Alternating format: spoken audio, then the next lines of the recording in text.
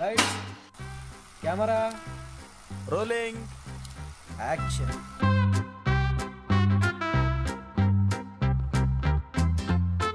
மழை வந்தா என்ன, எவன் தலையில இடி விழுந்தா என்ன, கேமராமேனை கூப்பிடு என ஷூட்டிங்கிற்கு புறப்பட்டு விட்டார் மேயர் பிரியா.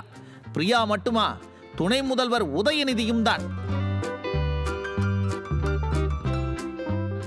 மழை வந்தாலும் வந்தது, தண்ணீர் இல்லாத இடமாய் பார்த்து ஆய்வு செய்வதும் செய்தி சேனல்களுக்கு பேட்டி கொடுப்பதும் என விளம்பரம் தேட தொடங்கிவிட்டது திமுக. அதிலும் மேயர் பிரியா கொடுத்த பேட்டியை பார்த்து சென்னை மாநகர மக்கள் கைகொட்டி சிரிக்கிறார்கள். காரணம், முன்னுக்கு பின் உளறி கொட்டியதால் தான். நம்ம மாநகராட்சிக்கு உட்பட்ட பகுதிகளில் 160 பகுதிகளில் 100 HP கொண்ட மோட்டார் பொருத்தப்பட்டிருக்கிறது. இதுவரைக்கும் பெரிதாக தண்ணி தேக்கம் இருக்கிறதா கம்ப்ளைண்ட் எதுவுமே பெரிதாக ஏற்படவில்லை. தொடர்ந்து பெய்யக்கூடிய மழையில இந்த தண்ணி எல்லாமே ஸ்ட்ராங் வாட்டர் ட்ரெயின் மூலியமாகவும் கெனால் பகுதி மூலியமாகவும் சிட்டியுள்ள இருந்து வெளியேற்ற பணியில முற்றிலுமாக மாநகராட்சி சார்பாக ஈடுபட்டு வருகிறோம். தண்ணீர் தேங்கி இருப்பதாக எந்த புகாரும் வரவில்லையா? வந்தால் மட்டும் கிழித்து விடுவீர்களா? உங்களிடம் சொல்வதற்கு சுவற்றில் முட்டிக்கொண்டு சாகலாம் என்றுதான் மக்கள் சொல்வதில்லை.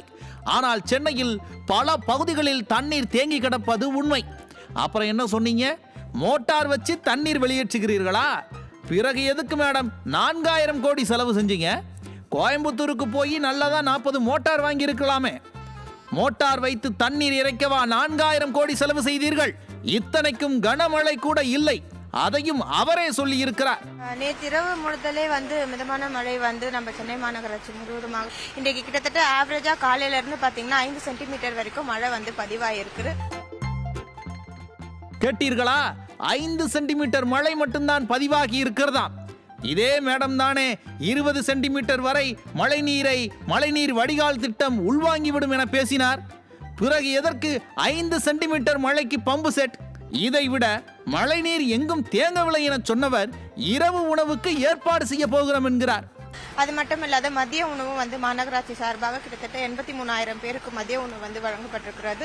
இரவும் தேவையின் அடிப்படையில் மாநகராட்சி முழுவதுமாக உணவு தயாரித்து 7 மணிக்குள்ள